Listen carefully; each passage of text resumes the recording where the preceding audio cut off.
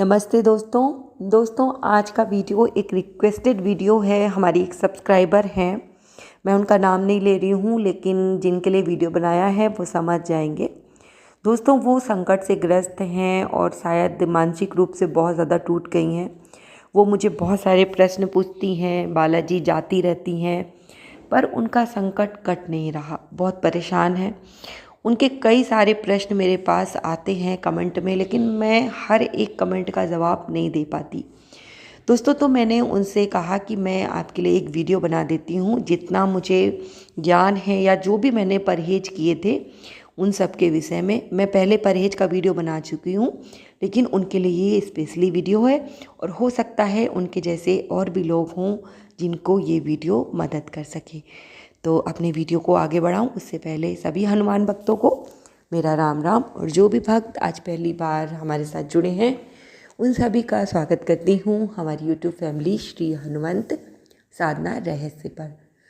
दोस्तों बालाजी जब हम जाते हैं और किसी संकट से ग्रस्त होते हैं, संकट मतलब किसी प्रकार का प्रेत बाधा, किसी प्रकार की भूत बाधा, किसी प्रकार का तंत्र मंत्र, किसी प्रकार का जादू टोना अगर आपके ऊपर हुआ है, उसे संकटग्रस्त व्यक्ति कहते हैं।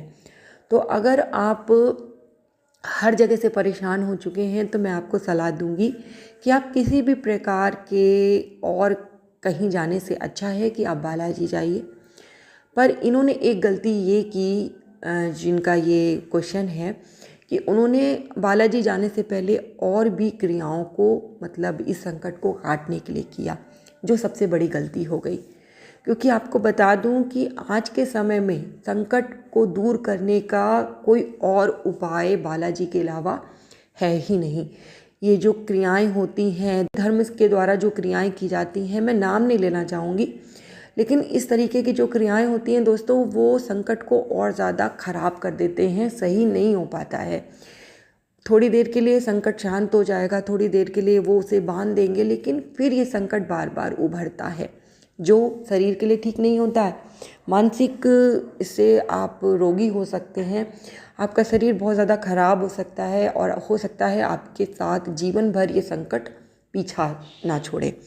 तो जो इन्होंने किया कि ये किसी और जगह जाकर अपने संकट को कटवाने का प्रयास करती रहीं, उससे इनका संकट और भी ज़्यादा बिगड़ गया। अब ये बालाजी जाती हैं, लेकिन इनकी एक और गलती है कि ये बालाजी जाने के बाद जो परहेज करने के लिए बोलती हैं, तो वो परहेज वहाँ पर दोस्तों अब कोई बताने वाला नहीं है। बालाजी के नियम बिल्कुल बदल चुके हैं। मैंने पहले भी इनको बताया है कि परहेज आप अपनी श्रद्धा के हिसाब से कीजिए। देखिए, मुझे जो परहेज बताए गए थे तो वहाँ पर उस समय पंडित जी लोग थे, उन्होंने मुझे बताया था कि मुझे बिल्कुल उबला हुआ खाना खाना है। सब्जी में उन्होंने कोई ऐसा नहीं कहा था कि आप ये सब्जी नहीं खा सकते, आप वो सब्जी नहीं खा सकते। प्याज लहसुन नहीं खाना होता है, बाहर का कोई खाना नहीं खाना होता है, यहाँ की बाहर की मिठाई भी नहीं खानी होती है, नमकीन बिस्किट भी नहीं खाना होता है, बाहर किसी के घर खाने में जाना नहीं होता है। हाँ, लेकिन आपके घर अगर कोई आया है तो आप उसे खाना बनाकर खिला सकते हैं, वो आपके घर खा सकता है। अगर आपके परिवार में और लोग इस परहेज को नहीं कर सकते तो आप अकेले कर सकते हैं, लेकिन कोशिश आपको ये करनी है कि आपके घर में लहसुन प्याज का खाना ना बने, क्योंकि आप परहेज कर रहे हैं और आप वहाँ पर ही भोजन बनाते हैं, जो आपके लिए सही नहीं होगा। मुझे बहुत सारी सामग्री दी गई थी, घी दिया गया था, तेल दिया गया था, जो अब शायद नहीं मिलता है।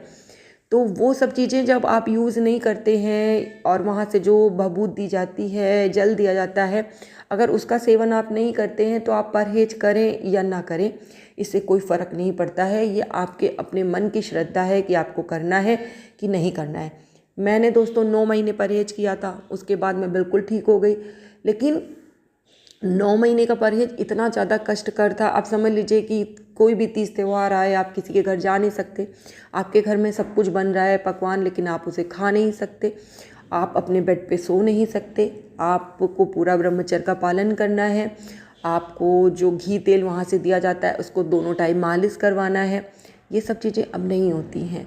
लेकिन अब मैं जो सलाह देना चाहूँगी कि अब आपको अगर अपने संकट से बहुत ज़्यादा कष्ट है तो आप बालाजी से जल ले आइए, भभूत ले आइए। बस इतना काम आपको करना है कि उस जल में थोड़ा सा गंगा जल मिला लीजिए, उसे आप दोनों टाइम लेना शुरू कर दीजिए। एक एक चम्मच पानी में मिला के भभूत थोड़ा सा आप खाना शुरू कर दीजिए। एक चुटकी भभूत अपने मुंह में डाल के पानी पी लीजिए। इसे दोनों टाइम आपको करना है।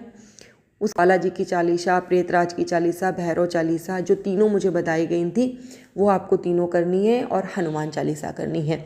साथ में आपको राम जी की पूजा ज़रूर करनी है, क्योंकि राम जी प्रसन्न तो हनुमान जी वैसे ही प्रसन्न, और आपके सारे संकट दूर। ये आप काम करते रहिए।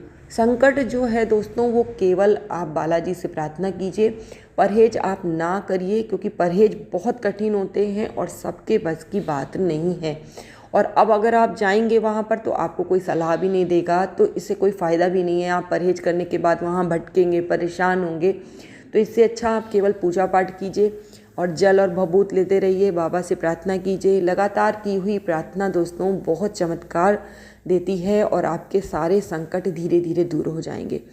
संकट बहुत पुराना होता है तो बहुत टाइम लगता है, बहुत टाइम। आप सोचिए कि आप 1-2 महीने में, 4 महीने में, 6 महीने में इसको दूर कर देंगे, तो नहीं होता है। कई कई साल लग जाते हैं, और कभी कभी तो पूरा जीवन चला जाता है इन्हीं संकटों से। आप जूझते ही रहेंगे, लेकिन ये दूर नहीं होंगे। तो इसे केवल बाबा दूर कर सकते हैं। तो मैं उन्हें फिर से सलाह दूंगी कि केवल और केवल बाबा से प्रार्थना कीजिए, ज़्यादा से ज़्यादा प्रार्थना कीजिए। आप दिन रात उनसे कहिए कि बाबा मुझे इस संकट से दूर कीजिए, प्लीज़ बाबा मुझे इस संकट से दूर कीजिए। बार बार दिन रात जब आप इसी तरीके से बोलेंगे, जो पूजा पाठ बता रही हूँ उसे करेंगे, जल और भभूत ग्रहण करेंगे, तो आप परहेज करें ना करें, मुझे पूरा यकीन है कि बहुत जल्दी इस संकट से आप मुक्त हो जाएंगे और आपके रोग भी दूर हो जाएंगे। साथ में आपको शिव जी को जल चढ़ाना भी है। वहाँ भी बताया गया था कि शिव जी को एक लोटे में आपको जल, उसी में थोड़ा सा कच्चा चावल, कच्चा दूध, सफ़ेद फूल लेकर आपको शिव जी को चढ़ाना है, और चढ़ाने के बाद थोड़ा सा आपको एक उसी लोटे में ले लेना है और उसको ग्रहण कर लेना है। काली माता का भोग लगाना बहुत ज़रूरी होता है जो संकट से ग्रस्त होते हैं। काली माता को भोग लगाने की विधि मैं पहले भी बता चुकी हूँ वीडियो में, तो उसे आप देख सकते हैं। ये दोनों उपाय आप कीजिए और बाबा से प्रार्थना कीजिए, आपका संकट ज़रूर दूर हो जाएगा। मुझे लगता है कि शायद उन्हें मेरी बात अब समझ में आ गई होगी, और ऐसे ही संकट से जो भी ग्रस्त है वो इस विधि के द्वारा अपने संकट को दूर कर सकता है। लेकिन आपको बहुत ज़्यादा अपने अंदर धैर्य रखना होगा। धैर्य के बिना आप किसी चीज़ को पा नहीं सकते। दोस्तों आज के लिए बस इतना ही, और आगे भी इसी तरीके की वीडियो आपके साथ शेयर करती रहूँगी। इसी के साथ जय श्री राम, जय बाबा की, और हर हर महादेव दोस्तों।